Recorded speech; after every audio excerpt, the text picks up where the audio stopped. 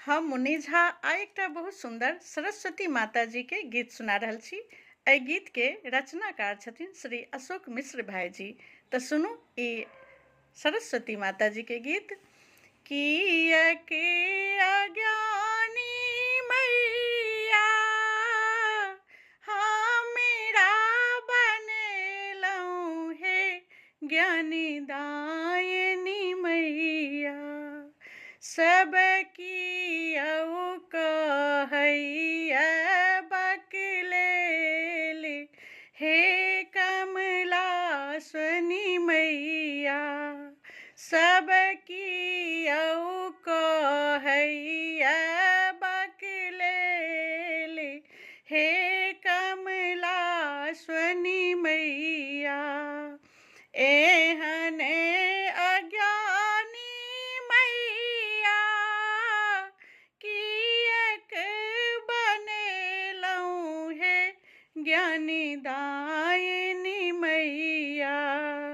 सब कियौ कहैया बकलेल हे कमला स्वनी मैया।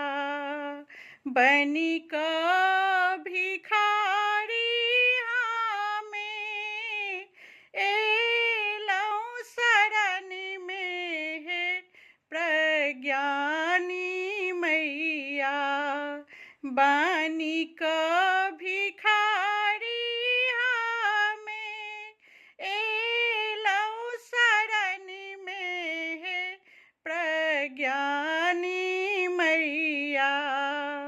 मांगी माँ विद्या के वरदान हे विद्यादायनी मैया। मांगी माँ विद्या के वरदान हे विद्यादायनी मैया। सब कियौ कहैया बकलेल हे कमला स्वनी मैया। सूर्य आन ताले मैया अटपट गबै छी हे वाग्नि देवी मैया। मारियौ माँ बीना के रातान हे विनवादिनी मैया। मारियौ माँ बीना के रातान हे विनवादिनी मैया।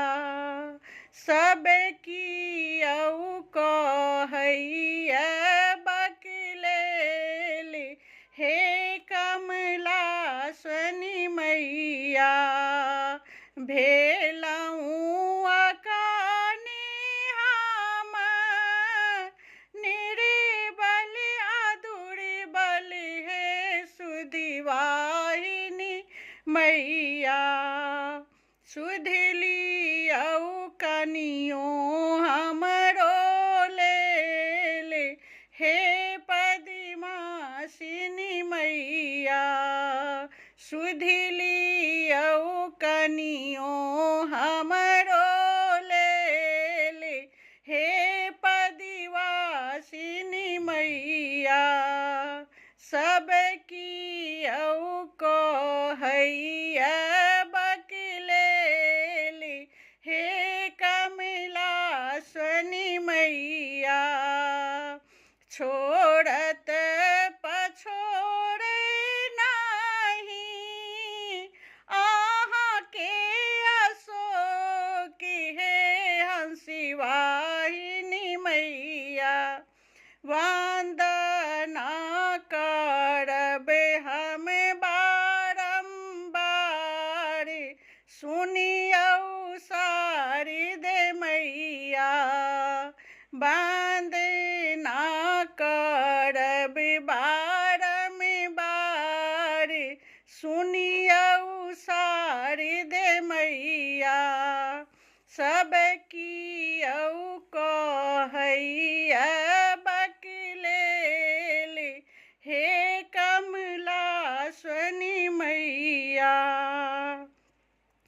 किया के अज्ञानी मैया हमरा बनेलहुँ हे ज्ञानदायिनी मैया सब कियो कहैया बकलेल हे कमलासनी मैया।